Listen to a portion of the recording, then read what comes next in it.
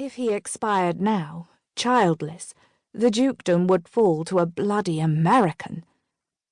Dear God! Dear God! Something thumped hard against his back. The offending strawberry flew up his throat and past his lips, landing on the plush, costly carpet at his feet. He drew in a deep, life-saving gulp of air. "Are you all right?" Lord Abingdon asked. Sebastian's vision was still hazy. It looked like there were 4 identical men standing in his sitting room, rather than just 2. He blinked. Abingdon and his twin brother, Nicholas Eastwood, came into focus. He blinked again. Miracle of miracles, he was alive. But who knew for how long? Human bodies were ridiculously frail.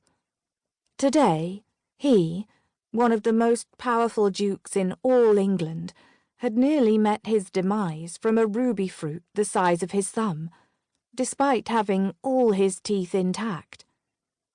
Tomorrow might be a riding accident, or an overturned carriage, or a cuckolded husband, or a parsnip. Imagine death by parsnip. That would be even more humiliating than by strawberry. He drew himself up to his full height, which was still not quite as tall as the lanky gentleman who faced him. "Gentlemen, I've had an epiphany," he announced. They stared at him, then at each other. "Dear God, no," Eastwood said. "Perhaps it would be better to keep such thoughts to yourself," Abingdon suggested. Ungrateful louts, the both of them. Had he not had a hand in both their marriages? They would still be blundering about, wifeless, had he not, at the critical moment, insisted they come to their senses. If he had kept his thoughts to himself, as Abingdon suggested, they would both be miserable now. But no matter.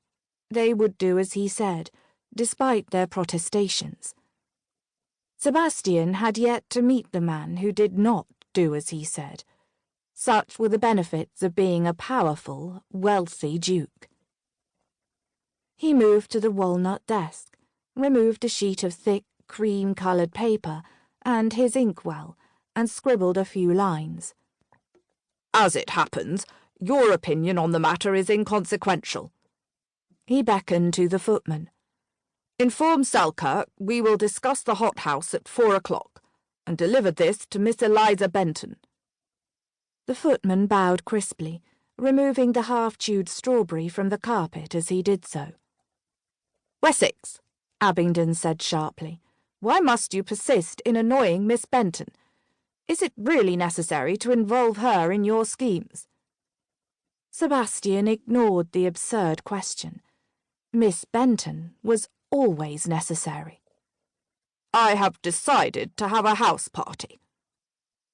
Most of the marriageable ladies had departed London at the end of the social season, and would not return until spring. But he did not want to wait until spring. The course was decided. Now he must act. He would simply have to lure them from their snug homes and watchful families. Abingdon looked baffled. "A house party? In London? It will be the first of its kind." "I meant in Derbyshire, of course, at Perivale Hall." The bafflement increased. "But you hate the country." This was true. Weekly deliveries of unnatural strawberries aside, the country was dreadfully dull. It was also a repository of memories better left to the haziness of time. While he did not wish to forget, exactly, he much preferred the past to be pleasantly blurry. At Perivale Hall, those memories came into painfully sharp focus. Like all unpleasant things, he avoided it whenever possible. "Wessex has his eye on Lady Whistle." Eastwood sounded bored. "The house party is merely a means to cuckold her husband." "Nonsense." Sebastian dismissed the notion with a wave of his hand. "The cuckolding happened last month.